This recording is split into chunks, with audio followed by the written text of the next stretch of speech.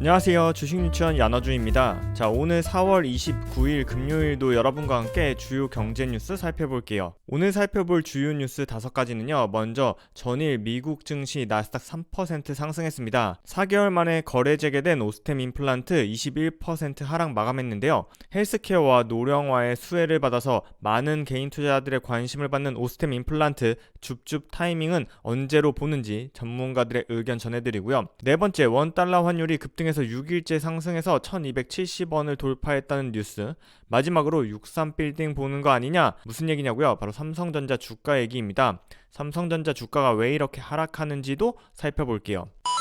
자, 첫 번째, 미국 역성장에도 어닝 호조 나스닥 3% 상승했다는 서울경제 기사입니다. 자, 전일 미국 증시는요, 미국의 1분기 국내 총생산이 전기 대비해서 연환산 기준으로 1.4% 줄어들었음에도 불구하고 기업들의 실적이 호조를 이루면서요, 나스닥이 3% 넘게 폭등하면서 마감했습니다. 다우지수는 플러스 1.85%, S&P 지수는 2.4% 상승해서 마감했는데요. 그럼 어떤 기업이 실적 호조를 보였는지 살펴봤더니요, 바로 메타였습니다. 메타는 미국 현지 시간으로 28일 장 종료된 이후에 1분기 매출을 공개했는데요. 그런데 1분기 매출은 전년 동기 대비해서 6% 증가했지만 시장 전망치를 하회했죠. 자, 그럼에도 불구하고 1분기 일일 활성 사용자 수가 19억 6천만 명을 달성해서 시장 예상치인 19억 4천만 명을 상회하는 움직임을 보였고, 이러한 데이터에 주가는 17% 급등해서 마감했고요. 퀄컴도 역시 실적 호조에 따라서 플러스 9.6%, 페이팔도 11% 오르는 등 나스닥 기술주들이 전반적으로 좋은 흐름을 보였습니다. 자, 우리 시장 오늘 마감하는 금요일 이러한 미국 시장의 훈풍을 잘 받아들일 수 있을지도 관전 포인트로 살펴봐야겠네요. 자, 두 번째 뉴스입니다. 많은 개인 투자자들의 관심 종목이죠. 바로 오스템 임플란트가 4개월 만에 거래를 재개했습니다. 거래가 재개되기 전에 가격이 14만 2,700원이었는데요. 어제 시초가는 12만 1,000원으로 시작했죠. 당 초반 9%까지 상승해서요, 거래 재개되기 전인 14만 2,700원에 육박하는 주가를 보이기도 했는데요. 결국 종가는 시초가 대비 7% 하락 마감했고요. 이는 거래 전 가격 대비해서는 21.5% 하락해서 마감한 수치입니다. 다들 잘 아시는 것처럼 오스템 임플란트는요, 자금 팀장이 무려 2,200억 원을 횡령해서 지난 1월 3일에 거래가 정지됐죠. 무려 4달 만에 거래가 재개된 오스템 임플란트는요, 28일 외국인이 640억, 기관이 100억 원 순매도했고요. 개인만이 순매수에 나섰습니다. 외국인 투자자와 기관 투자자가 대량 매도에 나온 것은요, 오스템 임플란트가 자금 횡령으로 인해서 투자주의 환기 종목으로 지정이 됐고, 이에 따라서 코스닥 150 지수와 KRX 300 지수에서 편출이 되었는데요. 두 지수를 추종하는 패시브 펀드에서 기계적인 매도가 나왔다는 분석이 있었습니다. 자, 그럼 오스템 임플란트 언제까지 빠질까? 언제가 줍줍 타이밍일까? 이게 가장 궁금한데요. 관련해서 거래가 재개되기 하루 전인 4월 27일에 뷰어스에서 나온 기사가 꽤나 정확하게 어제의 주가 흐름을 잘 예상한 것 같아서 조금 더 자세하게 여러분에게 소개하고자 기사 전문을 가져왔습니다. 뷰어스의 오스템 임플란트 투매 불가피 20% 넘게 빠지면 줍줍이란 기사인데요. 2천억 원대 횡령 사건으로 넉 달여 거래가 중단됐던 오스템 임플란트가 28일 거래를 재개하는데, 당연히 시장의 관심은 주가의 향방이겠죠. 먼저 첫 번째로 거래가 중단된 기간에 잇따라 터진 글로벌 악재들이 주가에 미반영되어 있기 때문에 당분간은 하락할 수밖에 없다라고 보는 게 일반적인 입장이었습니다. 27일 한국거래소는요, 오스템 임플란트의 상장 유지를 결정하면서 그 이후로 주주총회를 통한 지배구조를 개선했고, 자금관리에 대한 내부 회계관리제도 운영 적정성을 제3의 전문기관, 즉 회계기관을 통해서 검증한 사실을 확인했다면서 상장 유지를 결정하고 28일 거래 재개를 결정했죠. 자, 이제 시장의 관심은 당연히 주가 향방인데요. 우선 거래가 정지된 1월 3일 이후에 전 세계적으로 주가가 나쁜 모습을 보이면서 1월 3일 대비해서 주가 지수 자체만으로 연초 대비 10% 이상 떨어졌고요. 개별 종목의 경우에는 특별한 악재가 없더라도 20에서 30%는 하락한 게 기본인 상황이었기 때문에 이러한 점을 반영하다 보면 하락이 불가피할 거라는 게 자산운용사 한 CEO의 의견이었습니다. 다만 오스템 임플란트는 의료기기 헬스케어 분야에 속해 있는데 이쪽 섹터가 1분기의 주가 상승률이 꽤나 좋았죠. 자, 그래서 기사에서는 오스템 임플란트를 고유 계정에 담아둔 기관 투자자들이 매물에 내놓을 것으로 예상하면서요, 이미 이 기관 투자자들이 오스템 임플란트를 30% 안팎의 상각을 처리해 염두에 두었기 때문에 거래 재개가 시작되면 손실을 확정하기 위해서 주식을 팔 거라고 27일에 기사는 예상을 했습니다.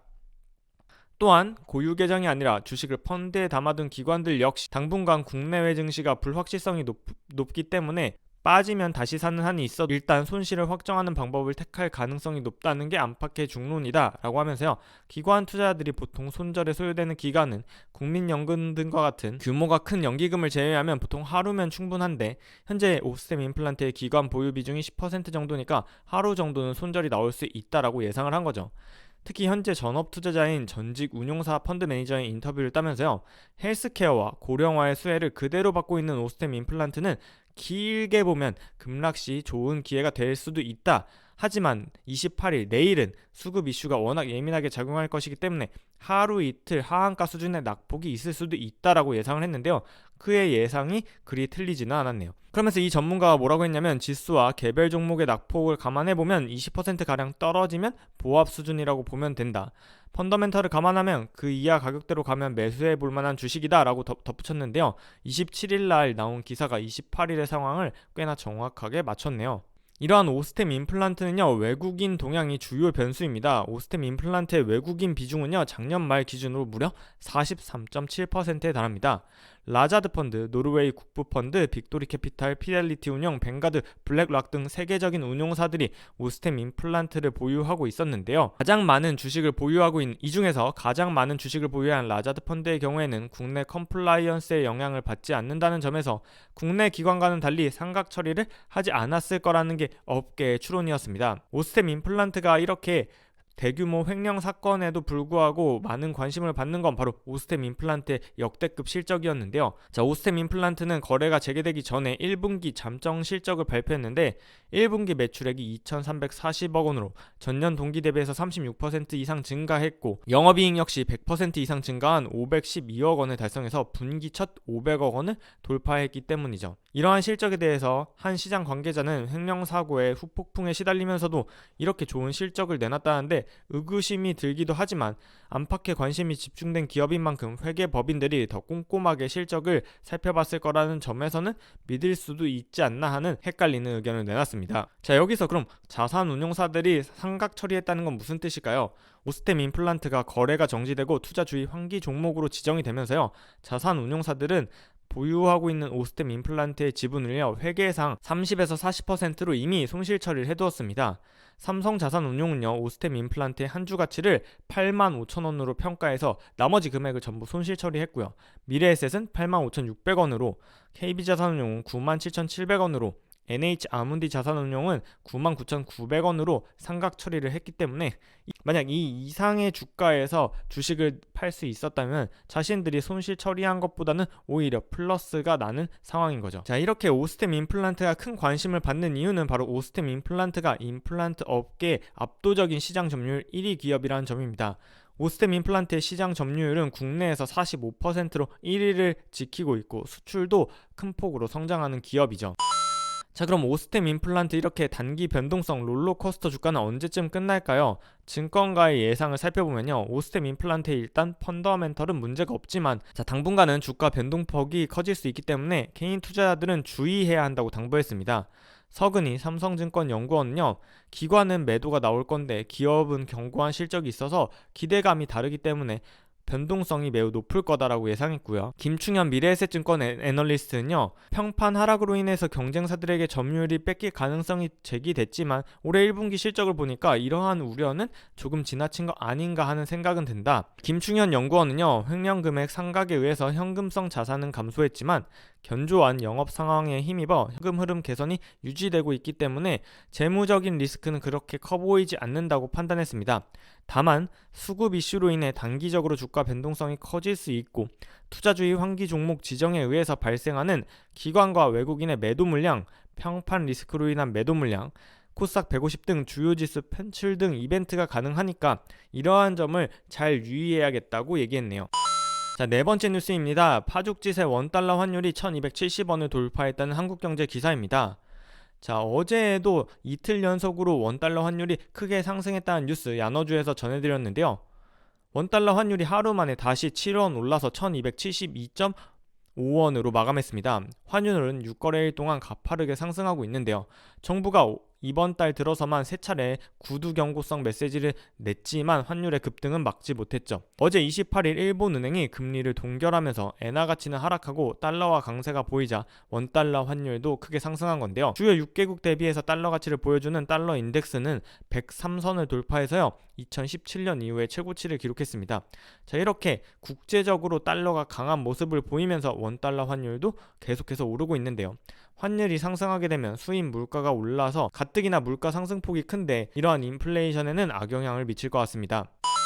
자, 오늘의 마지막 뉴스입니다. 63빌딩 보겠네. 여의도 얘기가 아닙니다. 바로 삼성전자 얘기인데요. 삼성전자의 주가가 호실적에도 불구하고 어제 64,800원으로 마감하면서 52주 신저가를 기록하자 이러다가 주가가 63,000원까지 빠지는 거 아니냐 하는 개미들의 자주 섞인 절규가 쏟아지고 있는 거죠. 자, 삼성전자는 28일 장 개장하기 전에 1분기 확정 실적을 발표했는데요. 자, 연결 기준으로 1분기 매출액과 영업이익이 전년 동기 대비해서 19%와 50% 상승해서 매출은 77조 8천억, 영업이익은 14조 1천억 원을 기록해서요.